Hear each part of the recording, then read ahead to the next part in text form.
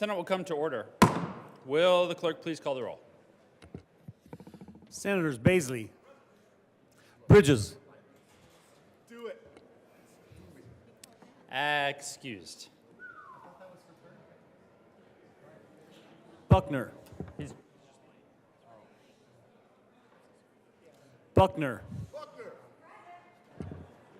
Coleman, Let's do this. Cutter, Danielson, Exum, Fields, Gardner, Janal, Gonzalez, Hanson,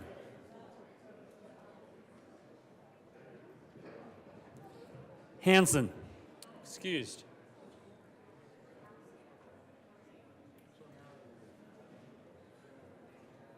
Hendrickson, Hendrickson, Excused. Hawkes Lewis, Hawkes Lewis, Excused. Kirkmeyer, Colker,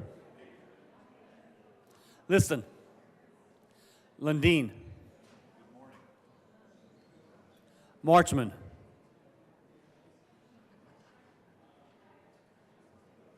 Michelson Janae, Mullica, Pelton B, Pelton R,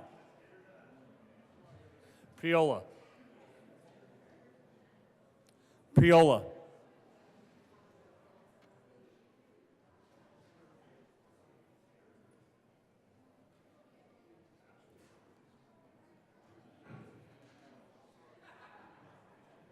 Absent.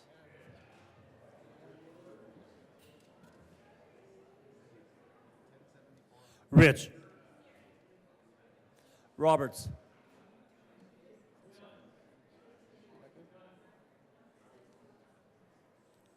Roberts, Rodriguez, Simpson,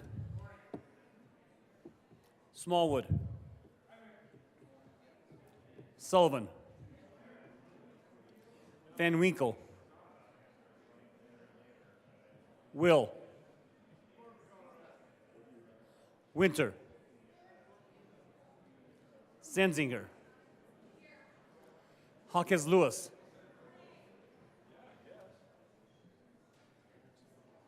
Hendrickson,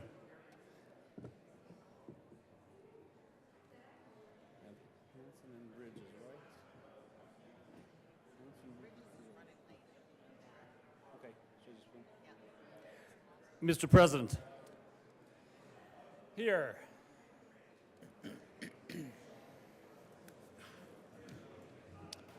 The morning roll call is 32 present, 1 absent, 2 excused. We do have a quorum.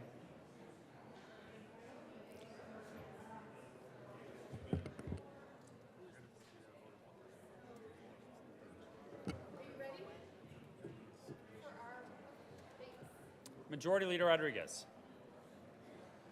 Mr. President, I move we suspend Senate Rule 1B to allow someone other than a senator to lead us in the Pledge of Allegiance. You have heard the motion. This does require a 2/3 vote. All those in favor say aye. Aye. Opposed, no. The ayes have it. Senate Rule 1B will be suspended to allow someone other than a senator to lead us in the Pledge of Allegiance.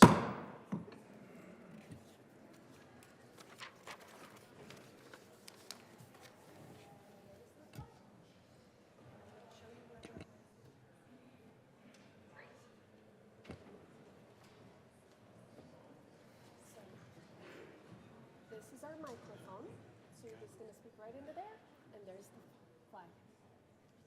Thank you so much for doing this today.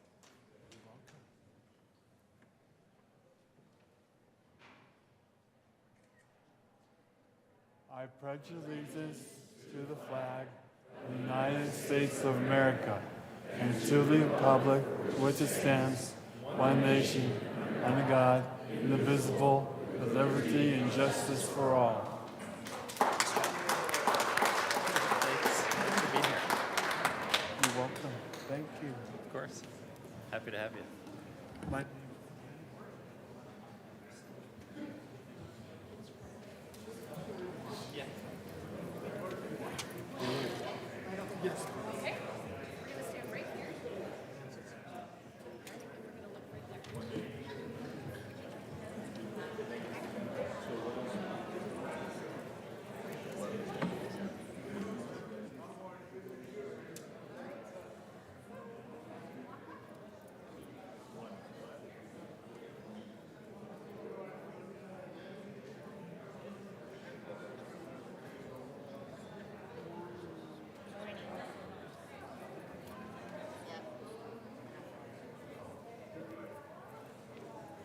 I like that tie.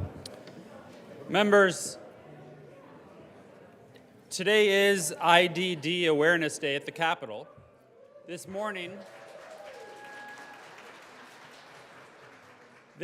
we were joined by Keith Walker from Jefferson County to lead us in the pledge, and he is a history buff who loves visiting his local library and has participated in Special Olympics events like bowling and track and field, and he's really good at the Pledge of Allegiance. Let's give him another round of applause.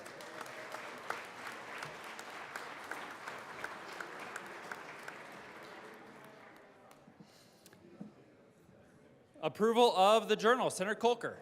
Thank you, Mr. President. I move that the Senate Journal of March 19, 2024 be approved as corrected by the Secretary. You have heard the motion. All those in favor say aye. Aye. Opposed, no? No. The ayes have it, and the motion is adopted. Will the clerk please add Senator Priola and Hansen to the roll?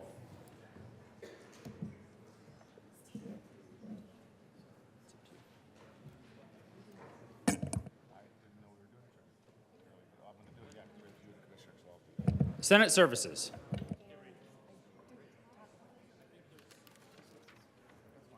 March 20th, correctly printed Senate Bills 184, 185, correctly engrossed Senate Bills 853 and SJ 111 and SJR 15, correctly revised House Bills 1082, 1291, correctly re-revised House Bills 1007, 1044, correctly enrolled Senate Bills 73, 79, 93, 105, 119, SJM 2, and SJR 14. Committee reports. March 19th, Committee on Finance. After consideration of the merits, the committee recommends the following. Senate Bill 152 be amended as follows. So amended, be referred to Committee Appropriations with favorable recommendation. Senate Bill 36 be postponed indefinitely. March 19th, Committee on Business, Labor, and Technology. After consideration of the merits, the committee recommends the following. House Bill 1081 be referred to Committee of the Whole with favorable recommendation. March 19th, Committee on Local Government and Housing. After consideration of the merits, the committee recommends the following. House Bill 1033 be amended as follows. So amended, be referred to Committee of the Whole with favorable recommendation. House Bill 1062 be referred to the Committee of the Whole with favorable recommendation. March 19th, Mr. President, the Committee on Local Government and Housing has had in consideration, has had a hearing of the following appointments, recommends that appointments be placed on the consent calendar and confirmed. Members of the State Housing Board effective February 1st, 2024 for a term expiring January 31st, 2028. LaDon Sperling of Lakewood, Colorado, serve as a Republican resident of the 7th Congressional District, reappointed. March 19th, Mr. President, the Committee on Local Government and Housing has had in consideration, had a hearing of the following appointments, recommends appointments be placed on the consent calendar and confirmed. Member of the Middle Income Housing Authority for a term expiring September 1st, 2024. Kristen Stevens of Fort Collins, Colorado, to serve as a county commissioner occasioned by the resignation of Hillary Cooper of Telluride, Colorado, appointed.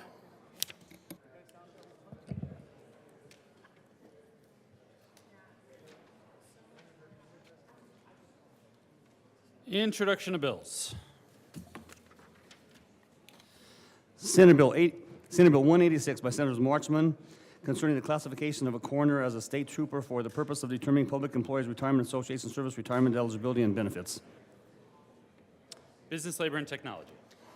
House Bill 1089 by Representative Hamrick and Frizzell and Senators Zenzinger and Peltnar concerning the use of electronic notifications for vehicle transactions. Finance. House Bill 1318 by Representative Ortiz and Senators Danielson concerning reasonable modifications to rental premises for an individual with a disability.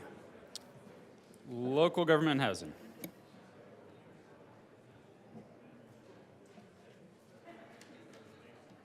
Mr. Majority Leader.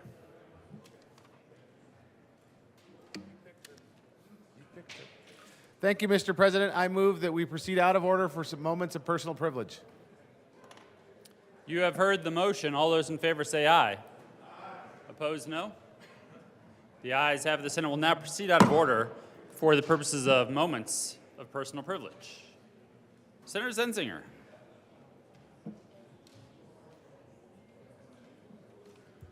Thank you, Mr. President. Members, actually, Mr. President, may I ask for a moment of personal privilege? Granted. Thank you so much. Members, I just want to take an opportunity real quick before Keith takes off. I just want to show some appreciation for Keith Walker, who helped lead us in the pledge today.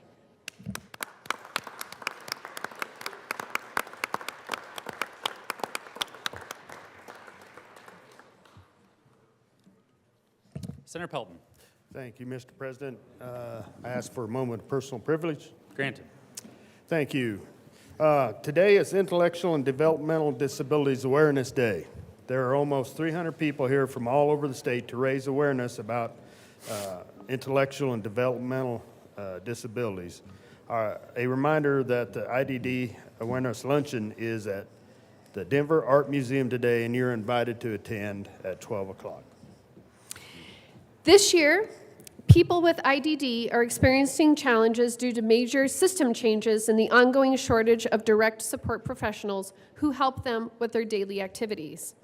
Thankfully, the soon-to-be-introduced budget contains a number of proposals to help stabilize the service system, combat the workforce crisis, and ensure that people with IDD can access the full array of services that they need.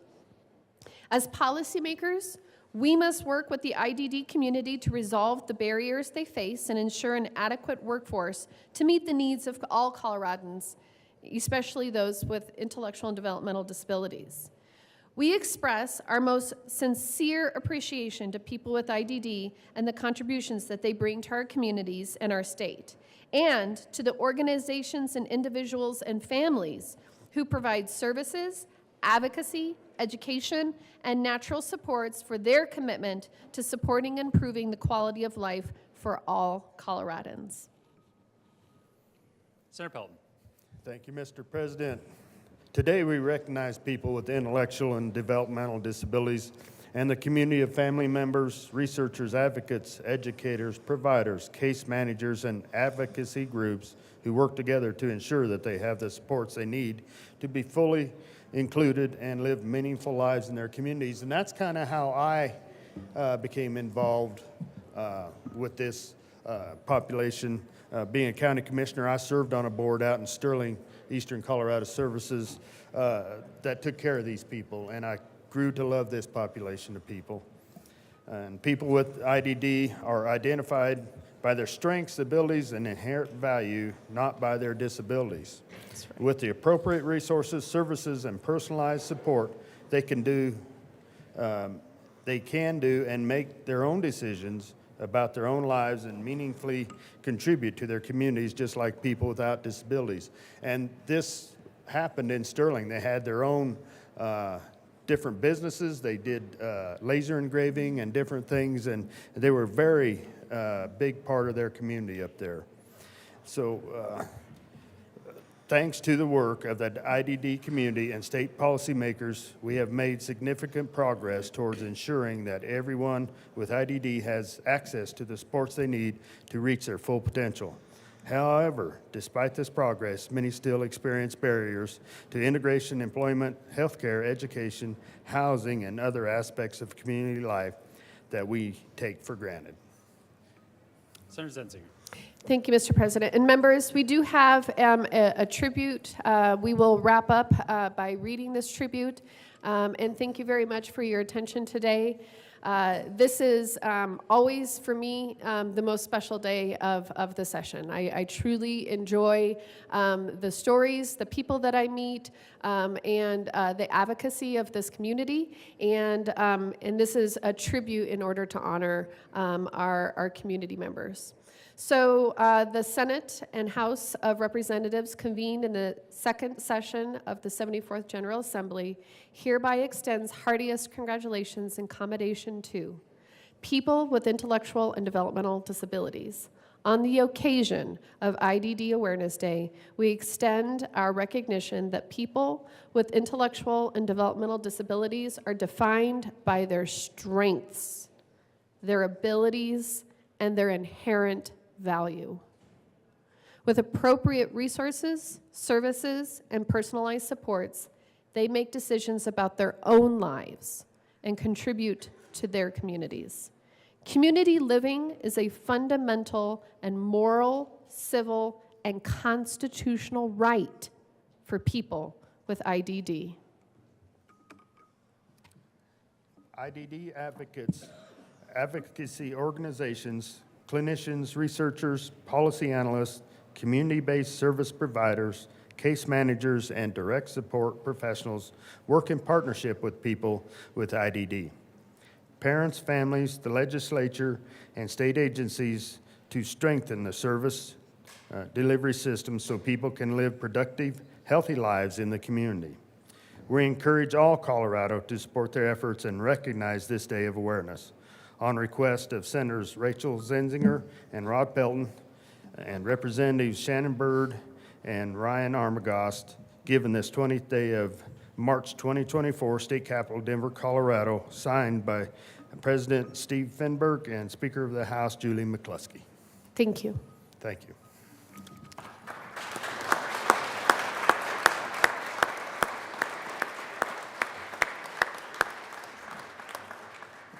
Senator Gardner. Thank you, Mr. President. Request a moment of personal privilege. Granted. Thank you, Mr. President. Colleagues, members, first of all, I want to recognize our guest on this special day for awareness for those with intellectual and developmental disabilities and their families and the importance of our work. As many of you are both tired and overjoyed to hear, this is my 16th and last session. And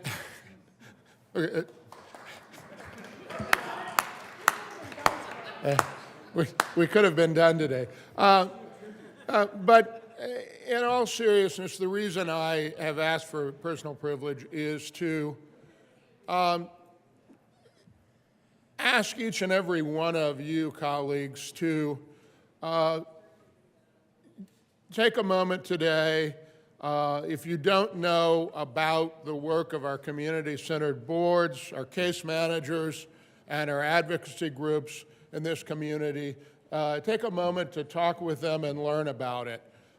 It's special to me because when I first came to the legislature in the House as a freshman in the deep minority, someone in that community realized that I didn't have much else to do, but I might have some capacity. And a director of a community center board said, we have an interim committee and we're asking for you to be on that interim committee. And it turned out that it gave me the opportunity to make a difference, for the IDD community. And I think each and every one of us walks through the door in one way or the other here to make a difference and wants to walk away when we're term limited or when we move on to other things and look over your shoulder and say, I made a difference. And I can't tell you how gratifying it has been to me to have people in the community come to me one-on-one and say, because of legislation that you and your colleagues did that year, my adult child with IDD has a job and is a productive member of the community. Because of you, we now say people with intellectual and developmental disabilities, and we put people first. Members, while we're doing all of the things we do here, you can make a difference, and you can make a difference with a colleague across the aisle together to ensure that we're providing adequate services and supports to those with intellectual and developmental disabilities and their families. And again, I got a lot more myself than I gave to do this. It made my time here in the legislature much more meaningful, and I will be able, as I leave here, to think about all of those things and to say, you know, I came to make a difference. That wasn't the one I anticipated. It wasn't the one that was on my stump speech, but it was the one issue that found me and a colleague across the aisle. Sometimes it was the now State Treasurer, Dave Young, and we carried bills together, became good friends, and that's what it's about here. Thank you to everyone in the community for being here today. Welcome, and have a great day. Thank you.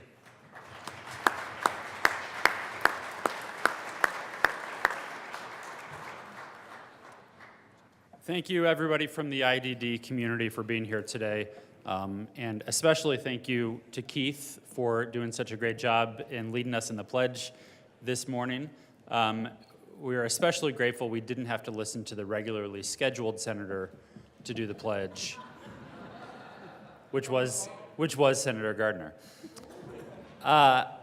Will the clerk please add Senator Bridges to the roll? Senator Roberts. Thank you, Mr. President. May I ask for a moment of personal privilege? Granted. Thank you, Mr. President. Colleagues, very happy and agree that IDD Day is one of the best days at the Capitol. There is also another best day at the Capitol happening today. It is Colorado Agriculture Day at the Capitol. And we are very excited to welcome some special guests, and I just wanted to take a moment to introduce them because they have other commitments to get to soon. But we do have Colorado's Agriculture Commissioner Kate Greenberg here on the Senate floor, along with her Agriculture Commission members who are from all across the state serving Colorado agriculture every day in their capacity, and just want to welcome them to the Colorado State Senate.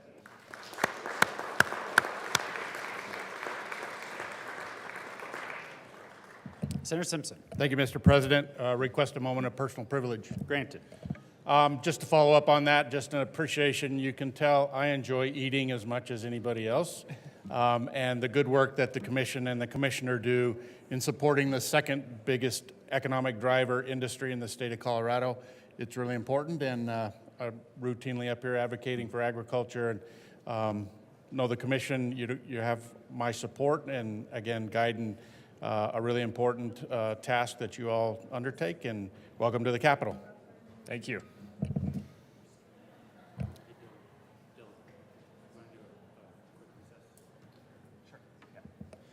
The Senate will stand in a brief recess to greet all of our guests. Thank you all for being here with us today.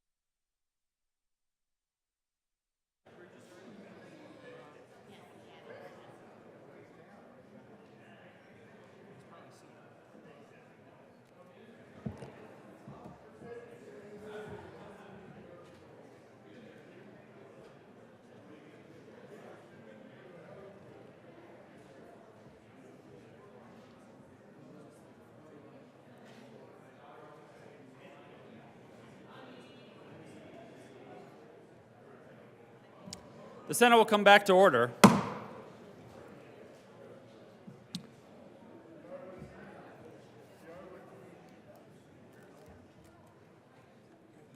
Third reading of bills.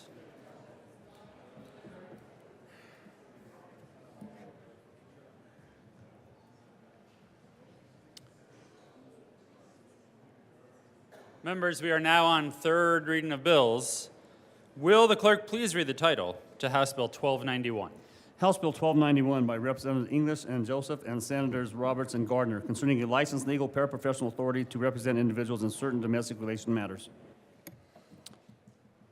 Is there a motion to lay over until May 12th? Senator Gardner, you are needed. Senator Roberts.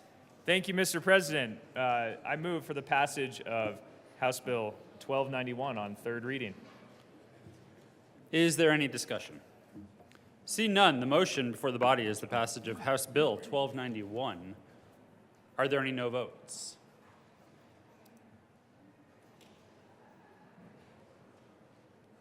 With a vote of 35 ayes, 0 no, 0 absent, 0 excused, House Bill 1291 is passed. Co-sponsors. Senators Michelson, Janay, Cutter, Priola, Exum, Minority Leader Lundin, Buckner,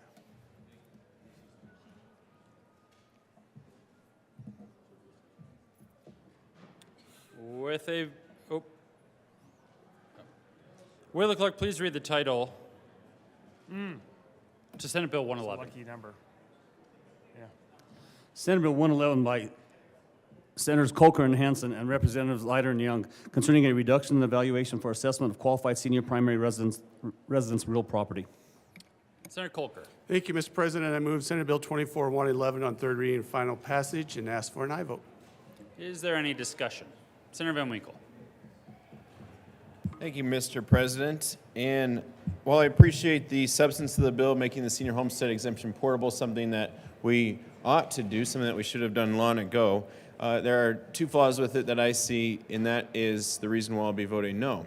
The first flaw being that it will only occur in years in which there is a Tabor refund, that we're in a surplus year, so seniors will depend upon it, and then depending on when the economy is probably going downhill is when their tax bills will rise. And then secondly, the bill replaces the Tabor refund mechanism used to pay for the individual home property tax. What it will do is it will refund the local governments, because local governments, when the homestead exemption becomes portable, of course, they'll lose out on some property tax revenues, which thus what the bill will do is take the Tabor refunds due for individuals and backfill those local governments. So it runs counter to the explicit use of the Taxpayer Bill of Rights and in the Constitution surplus. Instead of being refunded to taxpayers directly, which is what the Constitution says, it is being used to backfill counties and local governments for their loss in revenue. So for those two reasons, I ask for a no vote on a very well-intentioned bill. Senator Priola. Thank you, Mr. President. Members, I stand in strong support of Senate Bill 111, and I want to tell you why. Every January, before session starts I take my mother out for a birthday dinner, and she gave me clear instructions when we parted ways. I dropped her off at her house to not pass any more bills this session because there are enough laws. And I mentioned to her that a bill on portability for senior property tax exemption was going to probably be passing through. And she told me, she's like, okay, you can pass that one. So that's why I stand in strong support for Senate Bill 111.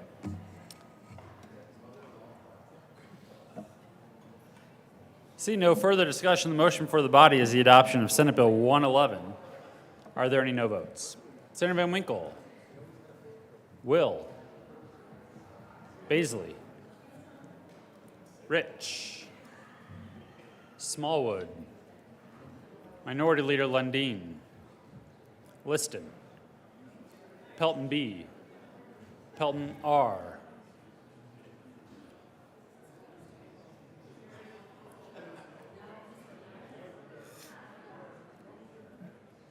With a vote of 26 ayes, 9 noes, 0 absent, 0 excused, Senate Bill 111 is passed. Co-sponsors.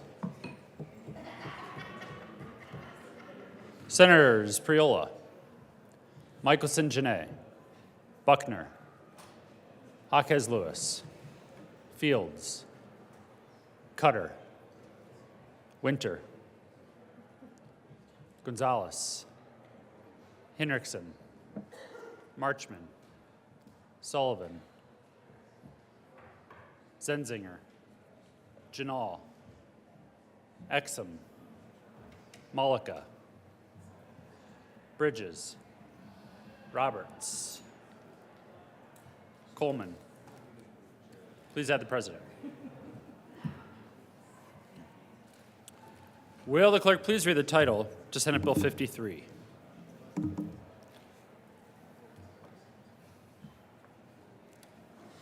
Senate Bill 53 by Senators Coleman and Representative Herod and Ricks concerning an evaluation of racial equity for black Coloradans. Senator Coleman. Thank you, Mr. President. I move Senate Bill 53 on third reading and final passage. Ask for an aye vote. Is there any discussion? Motion before the body is the adoption of Senate Bill 53. Are there any no votes? Senators Van Winkle, Will, Baisley, Rich, Gardner, Minority Leader Lundin, Smallwood, Kirkmeyer, Liston, Pelton B, Pelton R, Simpson. With a vote of 23 ayes, 12 noes, 0 absent, 0 excused, Senate Bill 53 is passed. Co-sponsors. Senators Zenzinger, Malika, Roberts, Exum, Hanson, Kolker, Bridges, Majority Leader Rodriguez, Winter, Marchman, Hinrichsen, Gonzalez, Fields, Janal, Sullivan, Jaquez Lewis, Cutter, Priola, Michelson Janae, Buckner.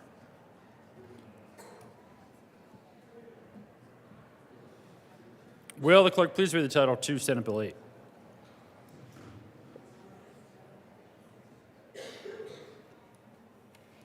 Senate Bill 8 by Senators Zenzinger and Kirkmeyer, Representative Puglisi and Young concerning increasing support for kinship foster care homes and in connection therewith making an appropriation. Senator Zenzinger. Thank you, Mr. President. I move Senate Bill 8 on third reading, and I ask for your aye vote, and here's why. Helping families and kin who are willing to care for a child or youth is one of the most important actions that a state can take to promote safe and timely reunification, maintain family connections, create as normal of an experience as possible, and prevent further long-term incorporation into the child welfare system. Colorado has made tremendous advances in the past, but barriers still remain to the certification of kinship care homes, and non-certified families lack needed support. It's for these reasons that we've put forward this bill, and we ask for your support today. Seeing no further discussion, the motion before the body is the adoption of Senate Bill 8. Are there any no votes?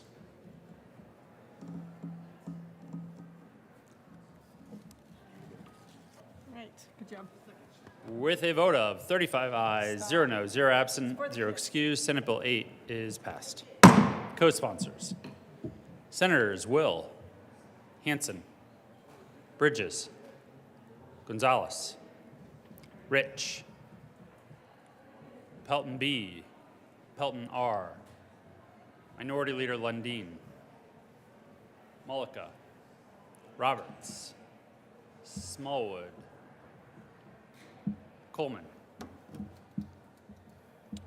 Kolker, Majority Leader Rodriguez, Winter, Janal, Fields, Priola, Cutter, Michelson Janae, Buckner, Gardner, Exum. Liston.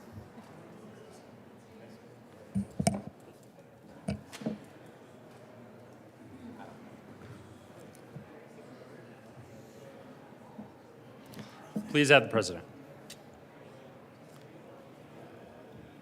Will the clerk please read the title to House Bill 1082? House Bill 1082 by Representative Taggart and Marbury and Senators Rich and Coleman concerning the designation of state institutions of higher education of first-generation serving institutions. Senator Coleman. Thank you, Mr. President. We move House Bill 1082 on third reading and final passage and ask for an aye vote. Is there any discussion? Senator Zenzinger. Thank you, Mr. President. Members, I just wanted to come up here and share with you a little bit of my perspective and why I'll be a no today.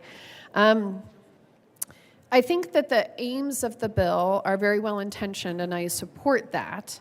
But I also think that they are counterproductive given our financing structure with regard to the way that we do our higher education formula. So right now, in the bill, there isn't currently anything in it about how well an institution would serve a first-generation population. For an institution to be designated as a quote-unquote first-generation serving criteria for determining that designation, I believe, should include whether or not those students are being served well and not just how many of them are sitting in seats. There's a big difference. The big question for me here is, what comes of this? Once we do this, what's the purpose? Because if we don't seek out what the benefits are to students by this designation, then why do it? And then secondly, if the whole reason that we are doing this is to determine future funding, well, now we are in conflict with our formula that already takes into consideration the first-generation status. So for me, I just felt as if this bill, while well-intentioned, doesn't have a clear pathway for me. I believe that in my conversations with the institutions of higher education, everyone cares about this population, and in fact, Colorado was the first state to actually put a first-generation student definition into our formula. So we care about this population. But having a designation for an institution to be first-generation serving, in my mind, if you don't put some meat on the bones, what good is it? If we aren't defining about what the benefit or the value is to the student and how they can succeed by having that designation, I just find it not helpful. So those are the reasons that I will be voting no today. I very much appreciate the sponsors and their advocacy for this population because I believe where they are coming from is very well intentioned, and I think that I too support this population. I just don't want it to be counterproductive with regard to our formula, and I don't want to set us up in the future with where we might be competing institutions would be competing against each other for funding based on this criteria. So thank you for allowing me to have my piece, and just thank you. Senator Baisley. Thank you, Mr. President. I'm a soft no on this. There's a lot of good intentions in the bill and nothing evil in the bill. However, I find it to be an inappropriate bill because, remember, government is force, and this bill sets aspirational goals for the people. It is encouraging people to achieve certain thresholds. Let's try to get all of you people to go to college, at least 65% of you earning a degree. That's not an appropriate role for government at any level in a republic, I believe. More appropriate would be the aspirations that the people would have for the government, like I expect you to have all of our bridges to be safe and our roads to be well paved, but not for the government to say, and I expect you to attend college. So for that reason, I think this is not, it'd be an appropriate message from universities, but not an appropriate law. So I'll be a friendly no vote. Thank you, Mr. President. Senator Fields. Good morning, Mr. President and colleagues. Members, I'm a strong yes on House Bill 1082. You heard my colleagues say, well, what's the purpose? What good is it? What does it benefit? I will tell you what the purpose is and what good it is. It lets everyone know that we're open for business. This institution, it would mean that if you are a first-generation college student, we welcome you to our institution. That's the purpose. And when you have that designation, first-generation college student, you're welcome here. I'm a first-generation college student. Many of you may be first-generation college students. And if you come from a family where you're not privileged to have two parents that maybe have a PhD or a BA or maybe a community college, you might not see a pathway for you to go to college because maybe the sign or the symbols doesn't acknowledge first-generation college student. What good is it? Words have meaning. Words have meaning. So the purpose of this bill is really simple. We welcome all students, even if you're a first-generation college student. Now, I'm looking here at a letter that comes from Colorado Mesa University. They're saying that 45% of their undergraduate resident students come from first-generation students. They're asking not for money. We don't even fund higher ed that much. They're asking for a designation to say, welcome. We know we have a high population of students and families that we're serving that's first generation. We want to have that designation because we want to be crystal clear that we want you to pursue your academic goals if you like to. And we're going to make sure that you understand that we provide the support and the mentorship, whatever it takes for you to be no longer a first-generation college student. You can become a graduate of a university. So the purpose is we're open for business, and we welcome first-generation college students. That's the purpose. We don't need any more messaging, no more bombarding that says that we don't want you because your parents didn't go to college. We're okay. I'm okay with diversity, and I'm okay with first-generation college students having access to higher education. That's the purpose, and that's what's good about it. If I see that for someone who's trying to obtain that education, I can say, look at this. Look, they've been designated as an institution that welcomes and celebrates first-generation college students. Don't be afraid. We welcome you. Don't be afraid, because we celebrate those students who want to attain their degrees even though their parents didn't have the opportunity to pursue higher education.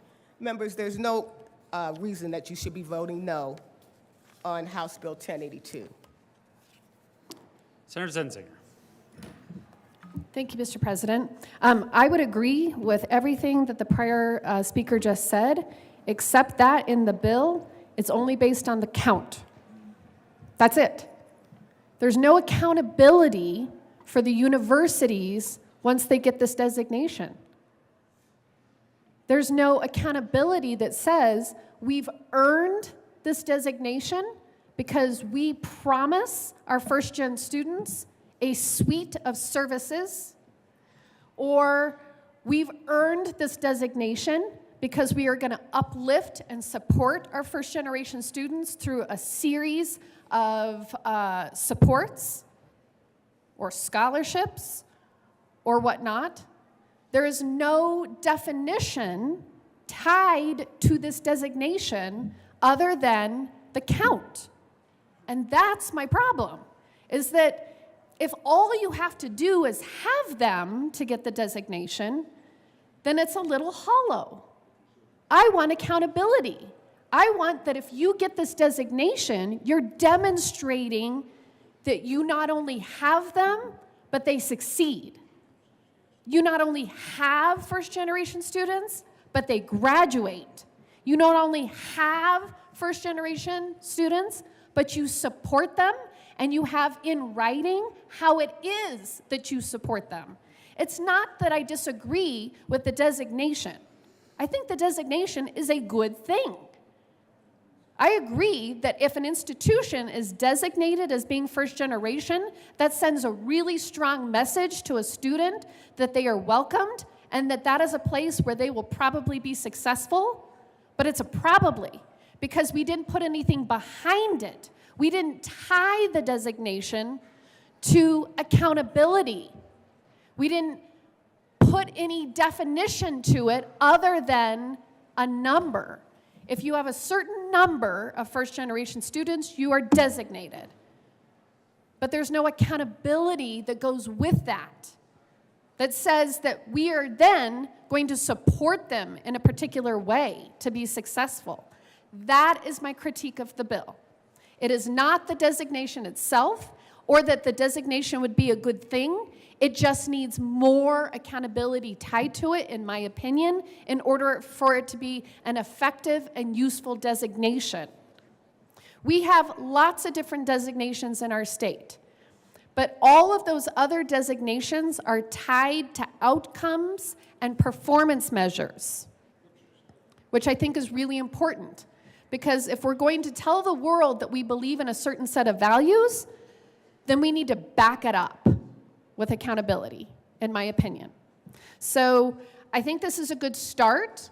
If this bill passes today, which I believe it probably will, I would hope that we would come back and refine this policy and to hold the institutions that get this designation accountable to make sure that they are ensuring success for our first-generation students, not just collecting them up so that they can get the designation, but so that they can succeed and graduate, because that is what is important.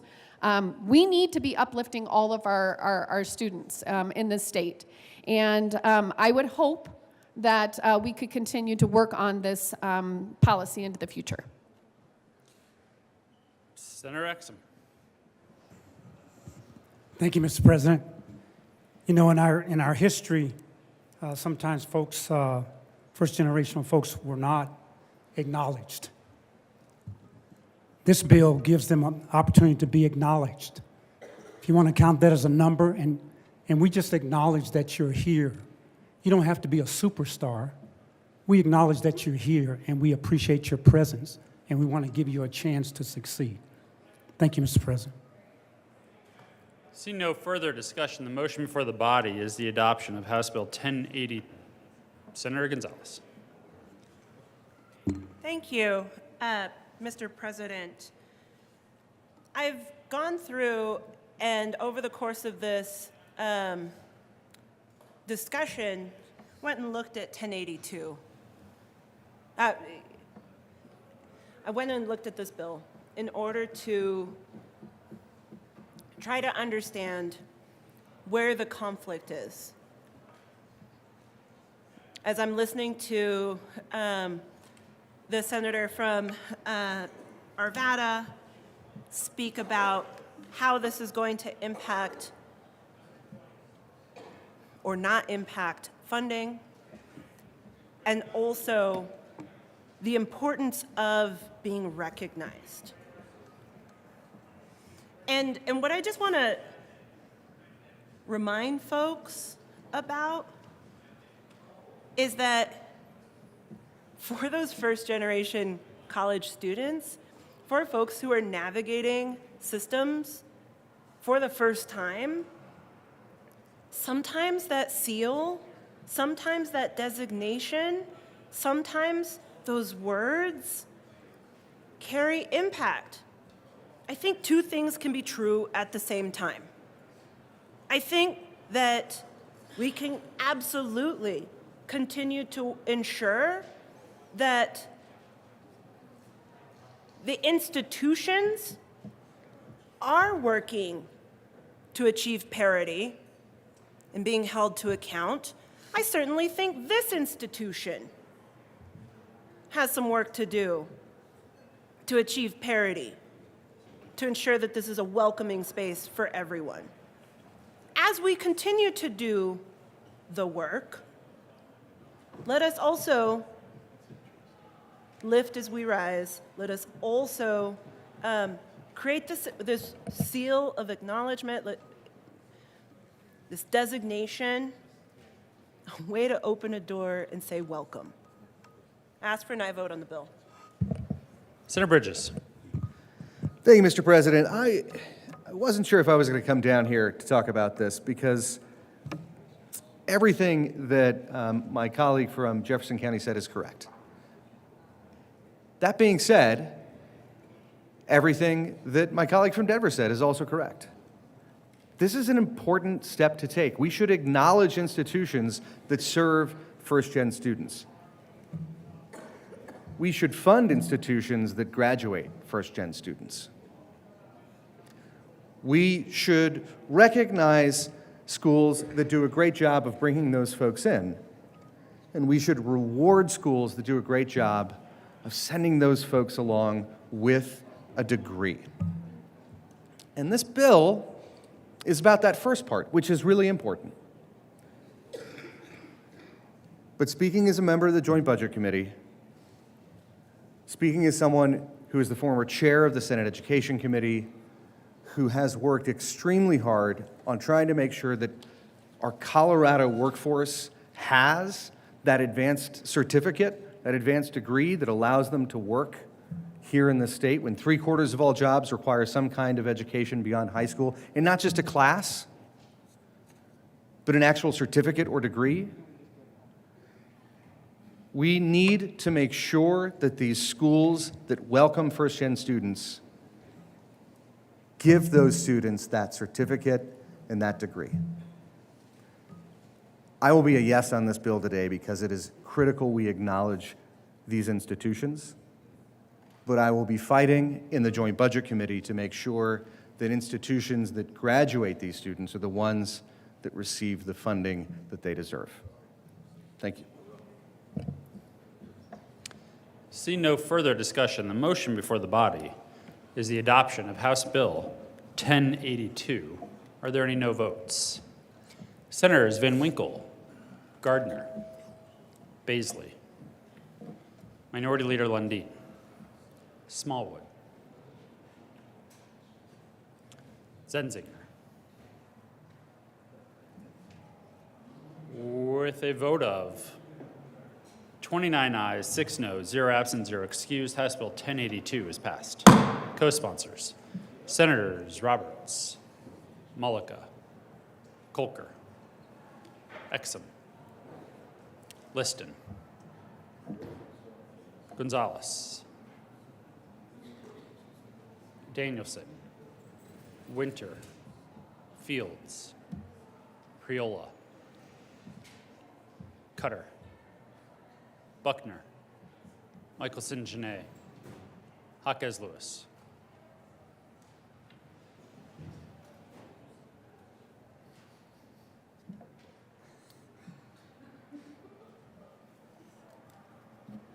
General orders, second reading of bill, Senator Danielson. Thank you, Mr. President. I move the Senate resolve itself into the Committee of the Whole for consideration of general orders, second reading of bills. You have heard the motion. All those in favor say aye. Opposed, no. The ayes have it. The motion is adopted. The Senate will resolve itself in the Committee of the Whole for the consideration of the general orders, second reading of bills, and Senator Danielson will take the chair.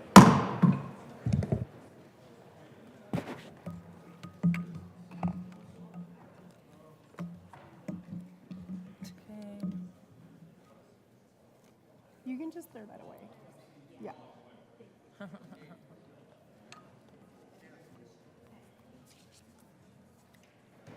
The committee will come to order. The coat rule is relaxed for everybody in this chamber and in the gallery. Will the clerk please read the titles? Oh, sorry. Please read the title to Senate Bill 11. Senate Bill 11 by Senators Winter and Representative Duran and Wilford concerning measures to increase protection from harm caused through the use of technology. Senator Winter. Thank you, Madam Chair. I move for the passage of Senate Bill 11 and the Associated Judiciary Committee report. To the committee report. Thank you, Madam Chair. We did a lot of good work within the Judiciary Committee and added several amendments. So first was adding to the legislative declaration about why this is so incredibly important. The short version is Colorado is the 5th least safe state to be on a dating app and not be harassed or assaulted. And we found many, many survivors that had experienced this, and so making sure that we made it clear that this was needed. We also struck much of the liability and the higher threshold of liability from this section. The amendment, we also did an amendment on the tracking section, that the person being tracked is actually caused harm. And then we had an amendment at the request of the district attorneys to rewrite this section on AI deepfake intimidation. We also added a definition of harassment for clarity. We removed specific content that must report on apps to allow the AG rulemaking authority. And finally, we made a change that the person that is committing fraud is known or can reasonably be known by the dating service. So I really appreciate all the work from the DA's, the AG's office, the apps that led us to get this bill in such good shape, and I encourage yes on the judiciary report. Is there further discussion on the committee report? Seeing none, the question before us is the adoption of the committee report. All those in favor say aye. All those opposed, no. The ayes have it. The committee report is adopted. To the bill. Senator Cutter. Thank you, Madam Chair. The rapid rise of technology has transformed the social landscape, and this has brought a lot of opportunities for us to connect, but also a lot of potential for harm. Without regulation, many Colorados are vulnerable to technology-facilitated abuse. It's actually really hard to find adults under 40 who haven't used a dating app at some point. And I'm thankful that I'm not under 40 and I haven't had to use a dating app. And while most people are cautious, there is a role for government to make sure there is a balance between safety and freedom of speech. 3 in 1 U.S. adults and half of 18 to 29-year-olds have used a dating site or app. 31% of women on dating apps surveyed had been sexually assaulted or raped by someone they met through the platform. In another study, 3 in 4 users experienced dating app-facilitated sexual violence, with the highest rates for LGBTQIA users. Research finds dating app sex assaults are more violent, with increased strangulation and injuries. Several dating app members reported to apps for dating app-facilitated sexual violence in Colorado have remained on platforms and gone on to harm others. So a similar technological development has created a new horrifying realm of possibilities for non-consensual tracking and stalking. AirTags and other similar devices are used to track people and their property without consent. The price and size make them easy to access and hard to detect, increasing risk for stalking and harassment. This is something that 27 other states have specifically regulated and even gone further with criminal penalties. Senator Winter. Thank you, Madam Chair. This bill does 3 main things. It adds transparency and accountability for dating apps. So it requires that the apps have a safety policy that is clear and easy to find for the users so they understand what they can expect for protection. This will absolutely help curb stalking and harassment within this legislation, and it modernizes our intimate image abuse laws because when those laws were first created, we didn't have AI. And so we encourage a yes vote on this bill.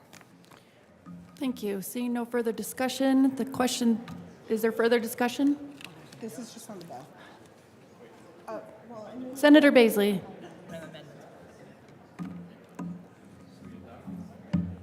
Yeah. Yes. And now we have amendments. Senator Baisley, I already recognized you. Let's do the amendments first. There's an amendment on the desk. Senator Winter. Thank you, Madam Chair. I move L023. Will the clerk please read Senate Amendment L023? Senate Bill 11, L023. Amend Senate Senator Bill- Winter. Thank you, Madam Chair. This amendment comes from stakeholders, and it allows for new apps to have time to come into compliance with the safety policy requirements by allowing them an onboarding period. It gives newer apps a cure period of 30 days. It adds a requirement that apps include whether and when they have an appeals process, and it clarifies that the AG's office will make rules about how the apps submit their URL to the office for compliance. And I encourage a yes vote on L023.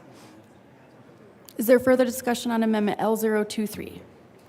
Seeing none, the question before us is the adoption of Amendment L023. All those in favor say aye. Aye. All those opposed say no. The ayes have it. Amendment L023 is adopted. There is another amendment on the desk. Will the clerk please read Amendment L021? Senate Bill 11, Amendment L021. Amend the Judiciary Committee report dated March 11, 2024, page 4, line 34, strike policy and substitute policy. Page 4, strike lines 35 through 40, strike page 5, page 6, strike lines 1 through 20. Senator Cutter. I'd like to move Amendment L021. To the amendment. So this amendment removes an amendment that was put on in committee, and we support the intent of what this amendment was trying to do, but it expands the scope more broadly than we had intended. The definitions, including, were an issue for stakeholders, and we'd been working on the bill for several months to work with them on these things. And there are other bills being debated right now that incorporate similar concepts to expanding this to other online uses, and they'd be more appropriate for this language. So we ask for your support. Is there a discussion on Amendment L021? Senator Van Winkle. Thank you, Madam Chair. And if I'm reading the amendment right, it just removes the entire amendment that the Judiciary Committee diligently put on. And here's the reason why it's so important, because the bill attempts to regulate AI images. And why this is so important is there are there are scumbags in society that really like pictures of very young, particularly women, or very young girls, 7, 8, 9, 10-year-olds. And of course it is illegal to disseminate and have pictures of real, live, underage girls, but when it comes to AI images, that's a whole different matter. And what the bill is trying to accomplish is it's trying to protect especially those young girls and their parents from AI dissemination. But what this amendment does, it actually makes it illegal. So, or at least says if a website such as Reddit or Twitter or 15 other websites where these images are often shared. Like Taylor Swift, I don't think she's ever posed for Playboy or anything, but there are images of her completely nude on the internet, which is in Colorado law right now, and this bill right now has absolutely no, if this amendment were to pass, have no recourse for, say, a Taylor Swift, or if someone were to take one of our daughter's face and put it on a nude AI-generated body, a 7-year-old, there would be, and it's on Twitter, it's on Reddit, it's on some forum. If this amendment passes, that would be completely legal in the state of Colorado, because what the bill is trying to do is something and this is why I support it in committee. The bill is trying to ensure that if I find my daughter's 7-year-old face on a nude body online, I can go to that website and say, take that bleep down. Take it down right now. That's what the amendment did in Judiciary Committee, and this amendment that is before us now strips all that language out. There is no mention whatsoever, and it also strips out any mention whatsoever of any social media website or application. Now, if an AI image is going to be created, whether it be of Taylor Swift or whether it be of a 7-year-old girl or anything, it's going to be shared on places like Twitter and Reddit. It's going to be shared on social media platforms. That's where the pictures are going to end up, and that's where they're going to be. So social media websites are, frankly, the biggest offenders when it comes to the sales, sharing, and dissemination of fraudulent and prohibited AI-generated media. So a bill that is trying to address AI-generated images that are against the will of the person whose face is being put on that AI-generated body, or whatever it may be, it seems like it's altogether proper and fitting that it would be in this bill, and I'm frankly a bit offended that it's being taken out of a bill intended to protect women or anyone in society against their AI image being put. I mean, we've had members of Congress have their images turned into created by AI and disseminated throughout the web in order to slander that member of Congress. It seems like this fits together perfectly with the bill, and if this amendment were to pass today, if it were to remove this from the bill, it'd be a large gaping hole in the bill that is intended to do something good, but it is leaving out a huge 90% of where the bill would actually be needed in the real world. So I urge a no vote on this amendment. Senator Cutter. Thank you, Madam Chair. And thank you very, very much to the senator from Highlands Ranch, Douglas County. I think that I can speak for both of the sponsors in saying that we really absolutely respect the intent of this amendment and agree that it's a big problem. But we have, as we said before, we've worked very long and hard on stakeholding, and no one thinks that it's a good idea to jump over the agreements and the stakeholding that we've done before. And to add these things would require additional stakeholding. And also there's two social media and one AI bill moving through the system right now. So I believe we would absolutely commit to working together with you in partnership next year to fill in the gaps and work on this issue specifically, anything that wasn't already covered in legislation that we passed this year, because it is a really worthy thing, but it would require a lot of additional stakeholding, and we're committed to doing that next year with you. So thank you very much for offering that in committee. But again, members, we would ask for a aye vote on our amendment to remove that portion for now. Senator Winter. Thank you, Madam Chair. In addition to stakeholding with the other apps, because we were really intentional on making this for the dating apps, is working with law enforcement and the district attorneys and the Attorney General's office on definitions of AI, what AI is, how you identify it. There's a lot of work to be done on what that definition is. And we worked with the DAs on this specific bill and application. But I think as we talk about AI as a body, just adding this in without the stakeholder work with law enforcement included, there just needs to be work done, and we are committed to it, and we're 100% think it's the right thing to do, just not within this bill. Is there further discussion on Amendment L021? Senator Van Winkle.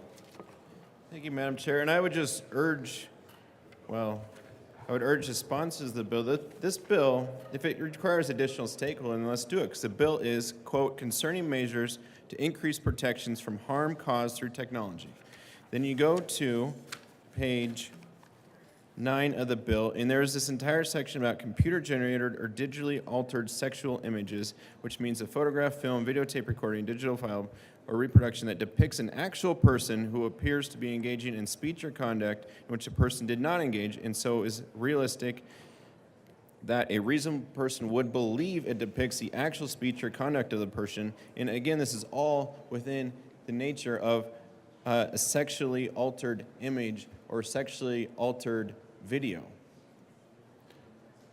And then the bill completely leaves out and forgets the dissemination of those videos, the dissemination and the sharing of it on places like Twitter and Reddit. I ask for a no vote. If there needs to be more stakeholding done, then let's do more stakeholding. Further discussion on Amendment L021? Seeing none, the question before us is the adoption of Amendment L021. All those in favor say aye. All those opposed say no.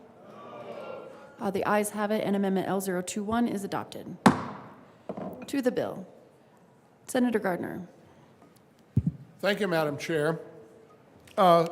Members, colleagues, we heard this bill in Judiciary, and the bill attempts to address all of the things that we sort of have in the, I guess, the social media dating world that have to do with technology things. And we heard from victims with compelling stories about dating sites and the things that happen there. I would note to you that there's nothing new under the sun. And the things that happen on social media happen in bars. And in my generation, that was where the people went. Maybe they still do to some extent, but the bill does some good work there.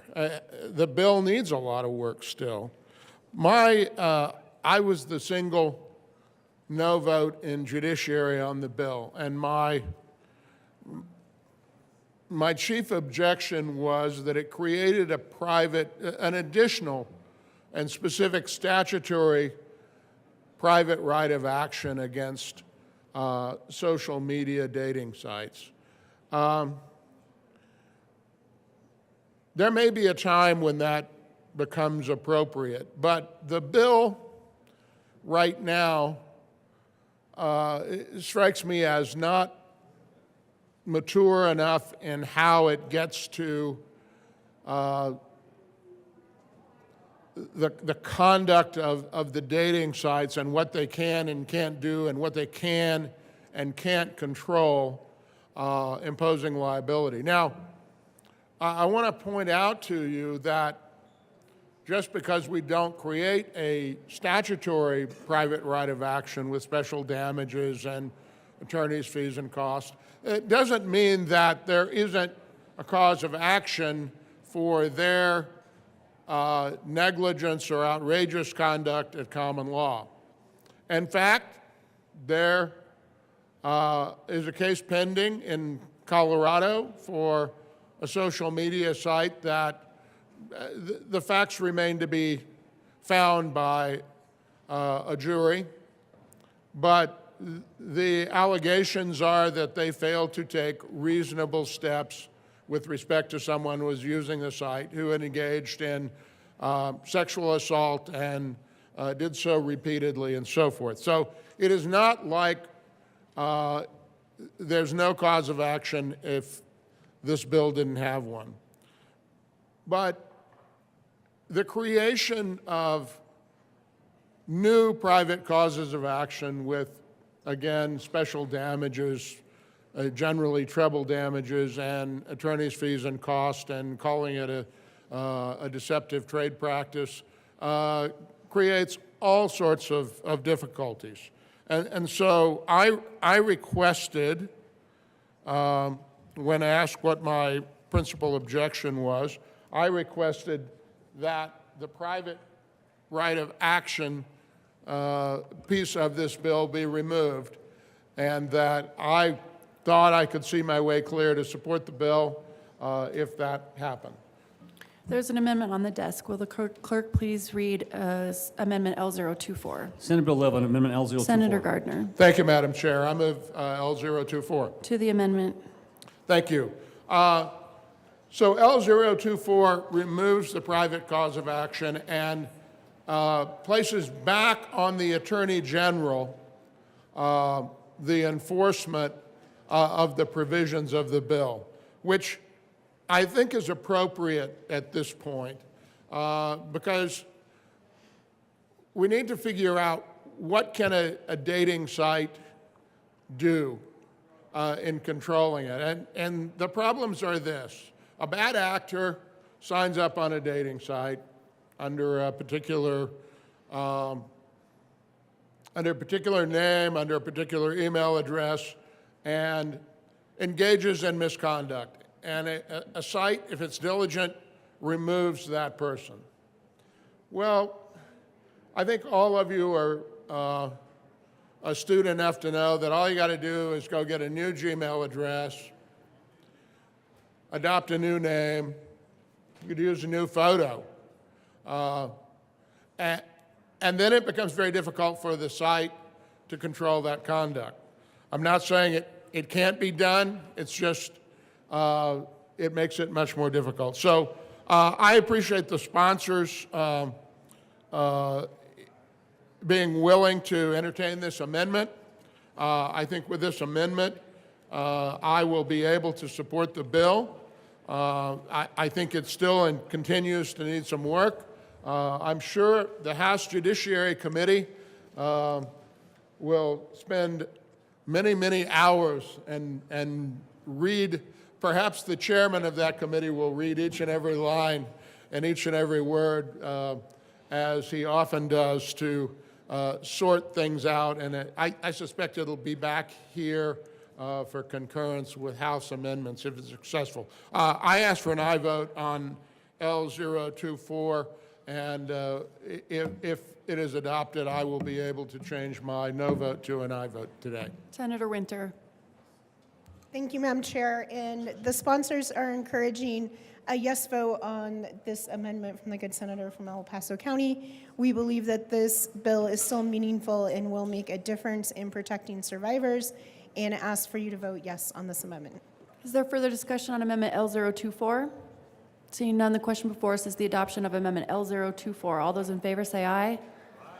All those opposed, no. The ayes have it. Amendment L024 is adopted. To the bill. Senator Baisley. Thank you, Madam Chair. And I appreciate the sponsors in bringing this forward. I think this is a very worthy conversation for us to have as lawmakers to consider what kind of protections we ought to be putting in place for our citizens that get taken advantage of by bad actors in this area. I have one concern, and I'm close to a yes, except for I've got a real concern about something I think unintended here. The bill, I'm going to read the quote from the description from the bill summary. One paragraph says, the bill creates a civil cause of action for a person who was tracked by means of a tracking device or tracking application to bring a claim against the actor who installed a tracking device on the person's property or who caused a tracking device or tracking application to track the person or persons' property without the person's consent. The concern I have, certainly that is an awful thing, and I appreciate that it is included in this bill to address if someone were to actually set up a tracking device or an app for someone against their will for nefarious intent. The concern that occurs to me as a parent and a grandparent is that sometimes we want to keep track of our kids, our minor children, and rarely do I believe is that minor child consent to being tracked, being kept track of by their parent. There's, I think, very reasonable reasons to do that by a parent, and even in the cases when the minor child is out and about and you want to keep track of where they are they coming home on time, are they under threat of harm, and so on. So I I have a real concern about just being so broad about it. And in fact, let me go to the bill language itself, because that adds some concern. It's kind of related to what the good senator from Colorado Springs was describing in his amendment that just passed, where in this case, the person who was tracked has a cause of action against the person who created the tracking and against their consent. So that would mean that the child, the minor who is being tracked by his or her parents, could have some cause, legal cause, against their parents for making that tracking. And so I am asking that we consider an amendment, which I'm introducing now.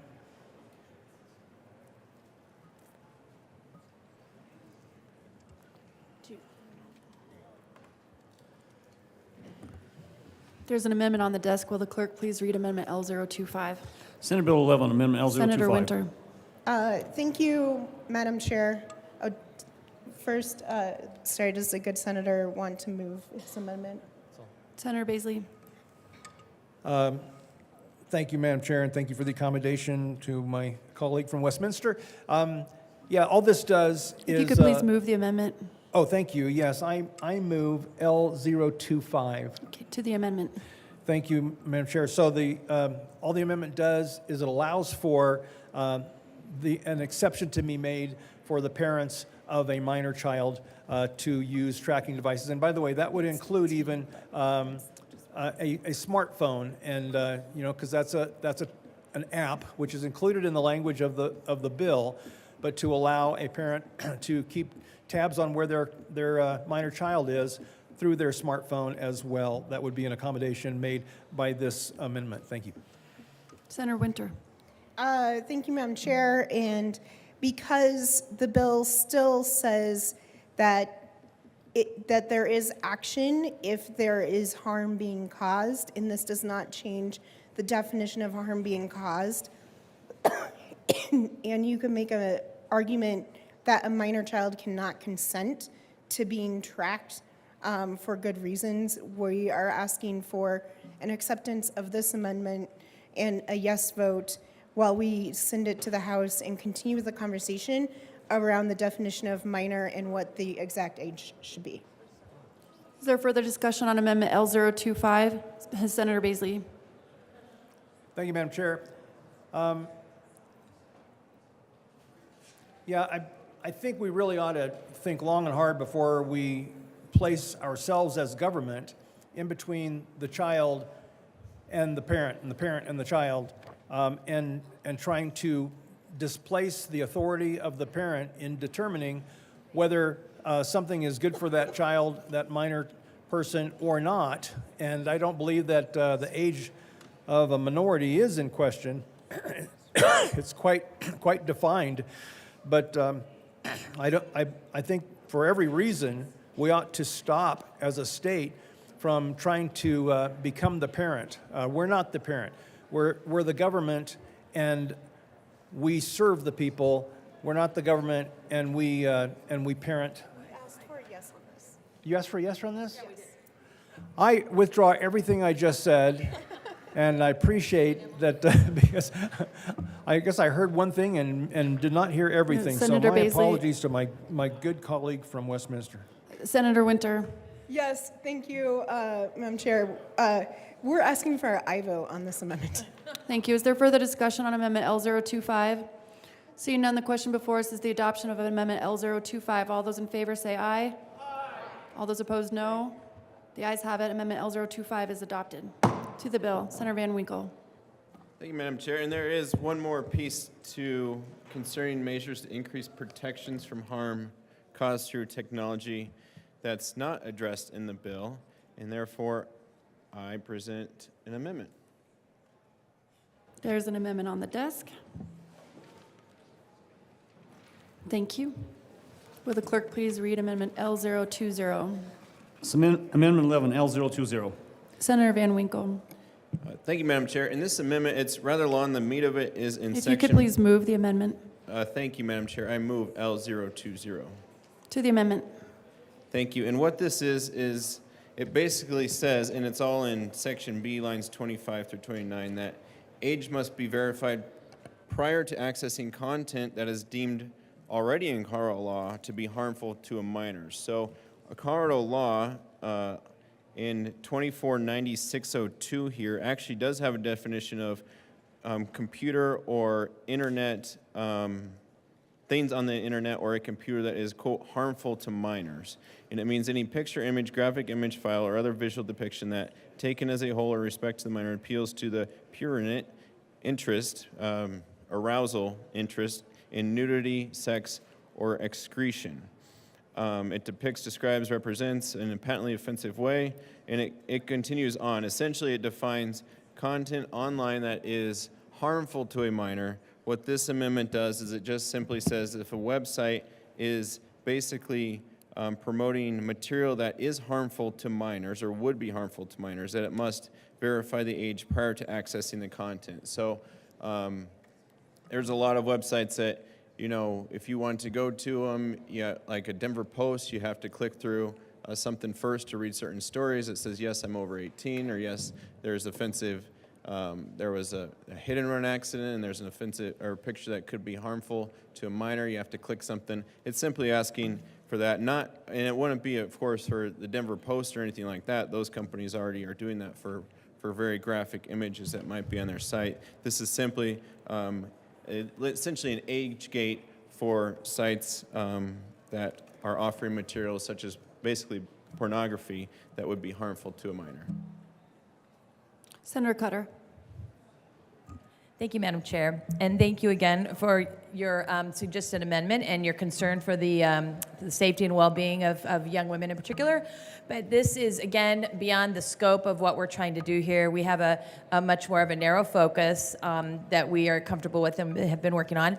And we haven't received any requests from law enforcement or the AG's office, or no one has brought this to our attention. So perhaps this would be a good piece to fold into our bill that we're going to work on together next year. So thank you for your amendment, and we are respectfully asking for a no vote from colleagues. Senator Van Winkle. Thank you, Madam Chair, and I would ask for a yes vote. Happy to work on it in the future if given the opportunity, but it's something that's already been passed in many states across the nation to require just a simple click-through of yes, I'm 18 or above, and I'd like to access the content of this very adult website that has material harmful to a minor. Ask for a yes vote. Is there further discussion on Amendment L020? Seeing none, the question before us is the adoption of Amendment L020. All those in favor say aye. Aye. All those opposed, no. The noes have it. Amendment L020 is lost to the bill. Is there further discussion on Senate Bill 11? Seeing none, the question before us is the adoption of Senate Bill 11. All those in favor say aye. Aye. All those opposed, no. The ayes have it. Senate Bill 11 is adopted.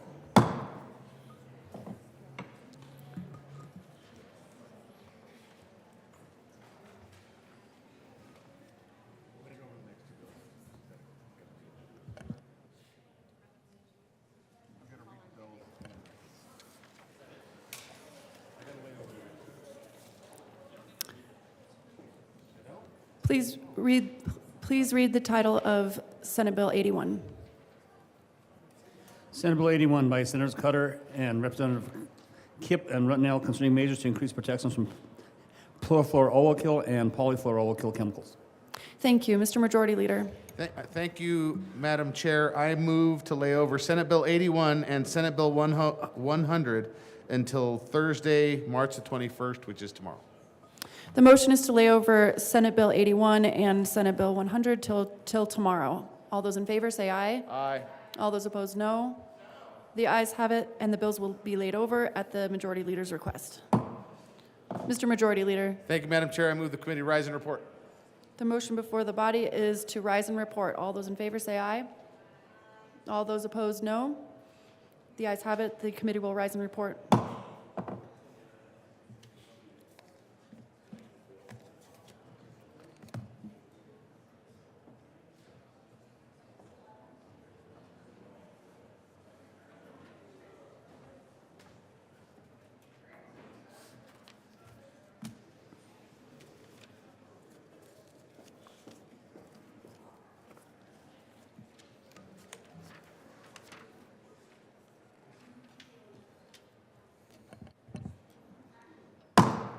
Senate will come to order. Senator Danielson. Thank you. Thank you, Mr. President. I move for the,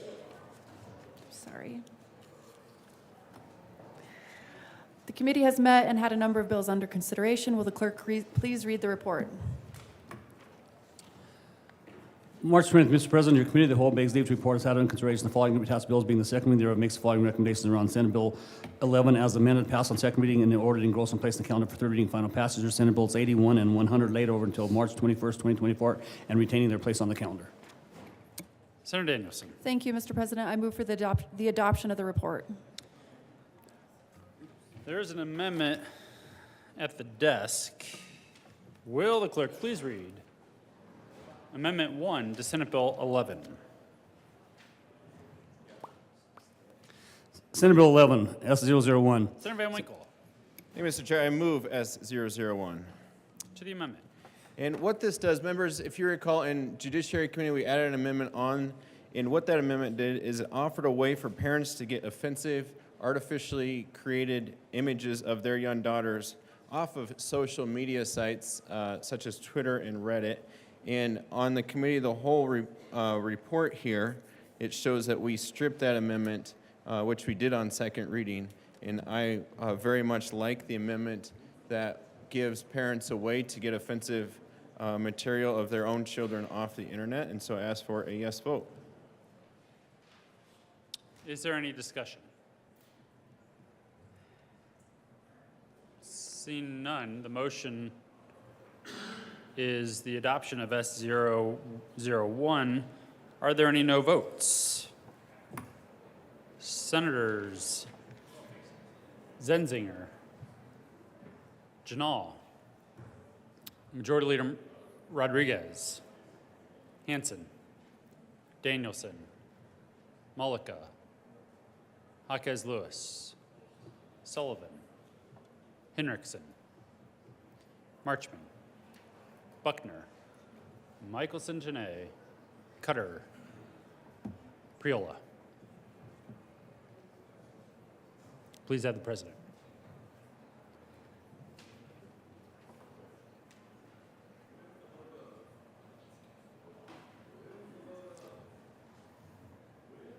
With a vote of 20 ayes, 15 noes, 0 absent, 0 excused, the amendment is passed.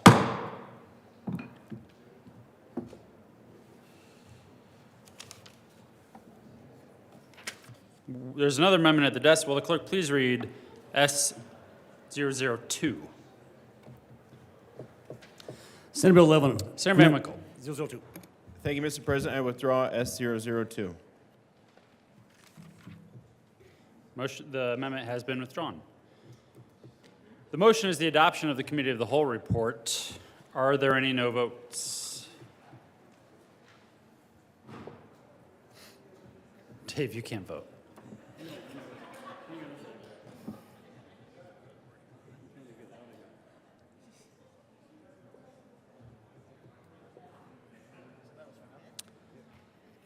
With a vote of 35 ayes, 0 noes, 0 absent, 0 excused, Committee of the Whole report is adopted.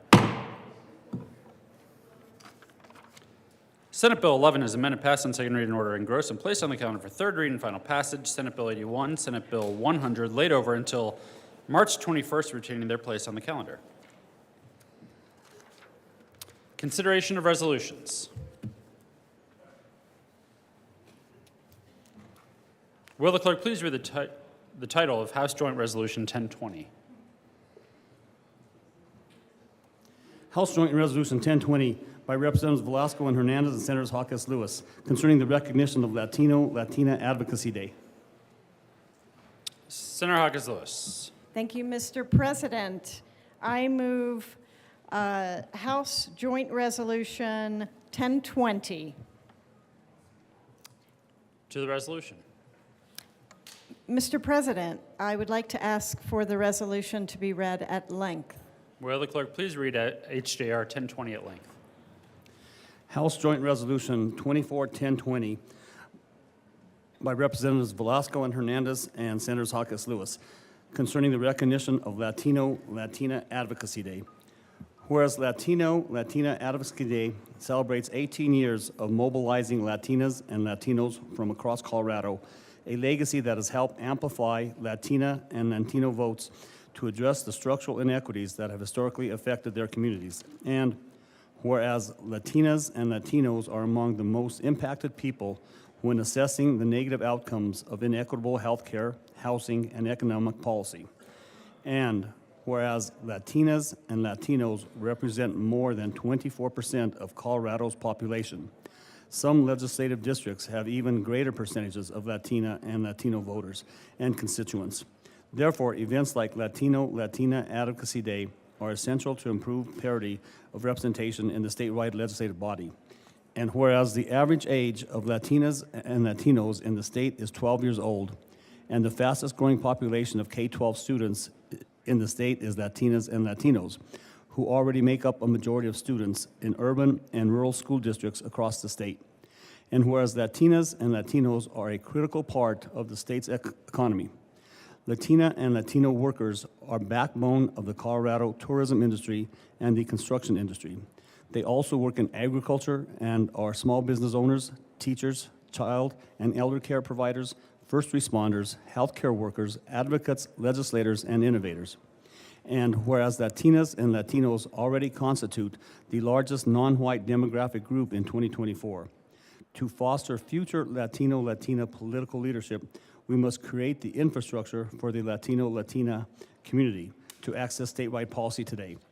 And whereas since 2007, more than 5,000 Latinas and Latinos have participated in Latina Advocacy Day's 3-day program.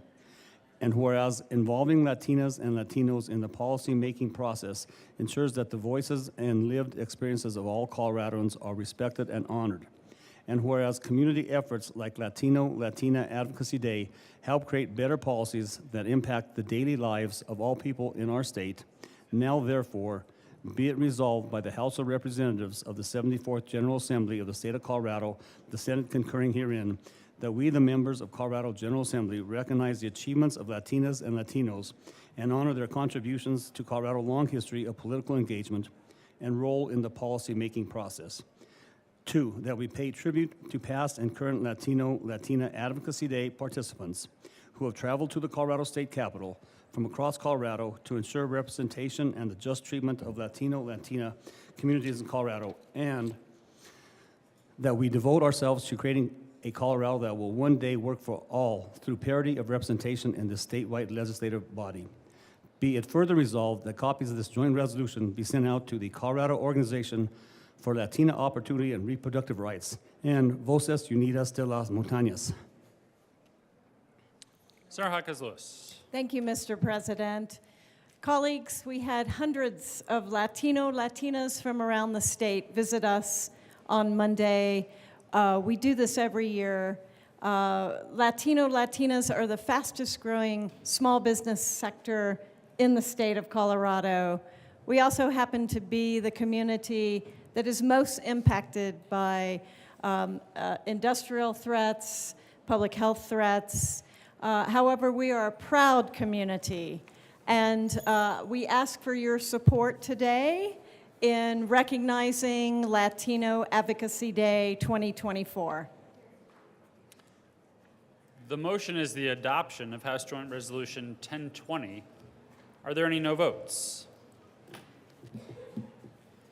With a vote of 35 ayes, 0 noes, 0 absent, 0 excused, House Joint Resolution 1020 is passed. Co-sponsors. Senator Jaquez Lewis. Thank you, Mr. President. I would like to request that the current roll call vote call be added as co-sponsors. See no objection. The current roll call will be added as co-sponsors to House Joint Resolution 1020.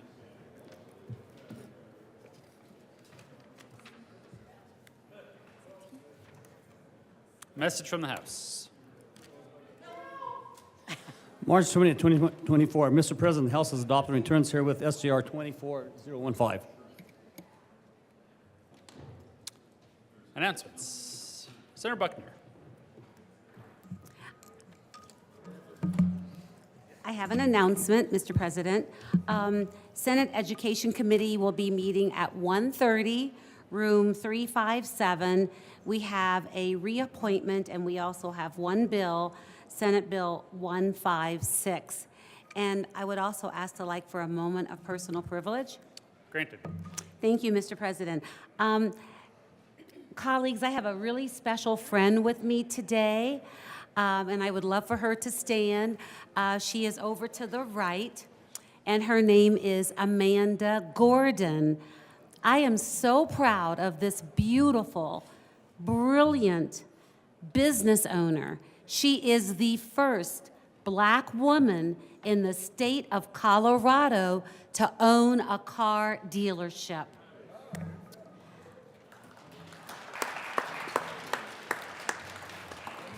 Her focus is financial literacy and focusing on changing the car industry for the better.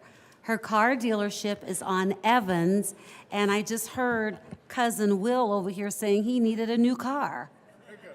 He needs a pickup truck. But I am so proud that she is here today shadowing me to see how we operate here at the state capitol. So welcome, Amanda.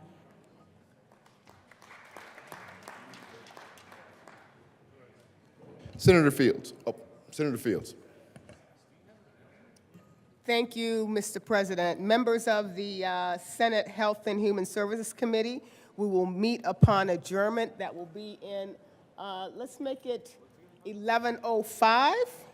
And we're going to be meeting in committee room 357. We have confirmation hearing of 2 appointees, and then also 2 bills to be considered. Thank you so very much. Thank you. Senator Gonzalez. Thank you, Mr. President. Colleagues, the Senate Judiciary Committee will be meeting at 1:30 in the Old Supreme Court. I do have one slight modification to the calendar. We will begin with House Bill 1241. We will then move to House Bill 1072. And then we will hear House Bill 1102, House Bill 1104, and then we will take witness testimony only on Senate Bill 131, but we will not hear amendments and we will not take a vote.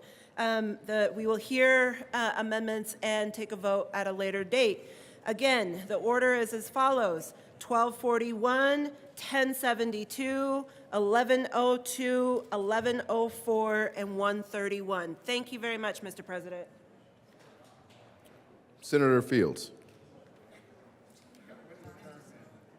Thank you, Mr. President. I just want to clarify what time the Senate Health and Human Services Committee will be meeting. We'll be meeting at 11:05. 11:05 in room 357. 11:05. Senator Finberg. Thank you, Mr. President. I request a moment of personal privilege. Granted. Thank you, Mr. President. Members, I actually just have something kind of small and personal that I wanted to mention. It is, of course, Women's History Month, and we've been talking about that at various times this session, different firsts, different historical events. We talked about the women on the stained glass windows in our chamber. And, you know, I always knew about one woman in my family who made history. And last night, I kind of Googled her and dug in a little bit deeper on her story, and I learned more about my family than maybe I knew. And I knew about the story, but I didn't know all the details. And I just wanted to share a little bit about her for a quick moment, because it made me proud of my family history. Matilda Fenberg was my great aunt, and she was the first woman to ever graduate from Yale Law School. And she was, from everything I can tell, a pretty awesome, badass woman. She was the first woman, like I said, to graduate from Yale Law School. She authored the Uniform Divorce Law. This was her passion. She was never married, but her passion was to make sure that women in America could seek a divorce for no fault. Essentially to say people shouldn't be forced to stay in their marriages and defend why they want to separate. It was a passion of hers. She was the chair of the National Association of Women Lawyers in, I think, the mid-40s. And she authored that law, which is, I think, the basis of a lot of the divorce laws across the country that still exist today.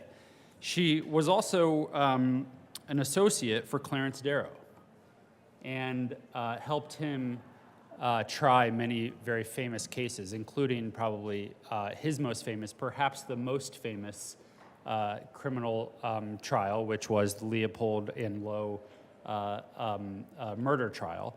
She played an important role in his office as an associate counsel on that case as well. I found several tidbits about her history. She wrote an obituary for Clarence Darrow in Reader's Digest, and it was all kinds of awesome stories about her connection to Mr. Darrow and sort of how she got to know him, how she got the job, and how he believed in her as a young woman that wanted to sort of break barriers in the legal profession. She literally just walked into his office and said, "I want a job with you." And he took her on and taught her everything. And she worked a lot of cases, including that very famous one as well. She's very involved in the ACLU. She chaired many initiatives for the Equal Rights Amendment committees in the Midwest. And she was an immigrant. She was born in Poland and lived a pretty amazing life, and she passed away when she was, I think, 89 years old in Findlay, Ohio. But I kind of just wanted to mention it because we talk about women's history, and we often will recite the very famous people, the very famous individuals, and then we'll also talk about people that are breaking barriers today and being the firsts in this day and age. But there's a whole slew of generations of people, and in this case, women, that I think break barriers and do so much to move many different causes forward. And I think it's important that we remember their stories and we tell their stories to our friends and family and to ourselves, because I didn't even know all of the details about her amazing life. And I think she's had a great impact for women, for the legal profession, and so many of the different issues that she worked on throughout her amazing and pretty passionate life. So I just wanted to share it with all of you. She doesn't have a stained glass window, but she is a Fenberg.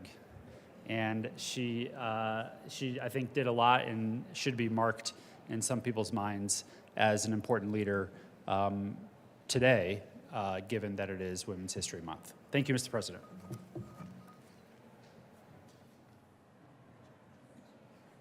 Senator Liston. Thank you, Mr. President. Members, after a long, hard day today, after a committee, I just wanted to let you know that the good folks of Black Hills Energy, which is the major utility serving Pueblo and southern Colorado, for those of you, they're having a reception at the U Club starting, I think, at 5 o'clock. You're all invited to come meet the good people that have come up to Denver to meet you and tell you the Black Hills Energy story. And then tomorrow, the Colorado Retail Council is having a reception at the Art Hotel from 5 to 7 o'clock that everyone's invited to. So that's the Colorado Retail Council tomorrow, Black Hills Energy today. And we're all invited if you would like to attend. Senator Will. Thank you, Mr. President. I have an announcement, and this is for tomorrow, but please join the Colorado State Patrol Association for their legislative breakfast and meet and greet. That's Thursday, tomorrow morning, 7:30 to 9, outside the old Supreme Court. Thank you. Senator Winter. Thank you, Mr. President. Transportation and Energy is going to be meeting today at 1:30. However, we are going to be in the Old State Library, not our normal room, so I look forward to seeing you in the Old State Library. Senator Van Winkle. Thank you, Mr. President. Today is the Pesticide Applicators Day here at the Capitol, and box lunches will be in the North Foyer at 11:30. Senator Gardner. Thank you, Mr. President. I wanted to take a moment to introduce one of my progeny. My daughter and associate attorney, Laura Gardner, is here with us today. Would you like a moment of personal? No, under the rules, it's my daughter. So. Oh, I don't know the rules. Welcome, thank you for coming. Welcome. Senator Gardner. Thank you, and we want to give a shout out to the folks from Starpoint who are here today for IDD Awareness Day as well. Thank you. Senator Roberts. Thank you, Mr. President. Agriculture and Natural Resources Committee, we're going to meet at 11:10. 11:10 up in 352, we have two bills, House Bill 1272 followed by Senate Bill 172.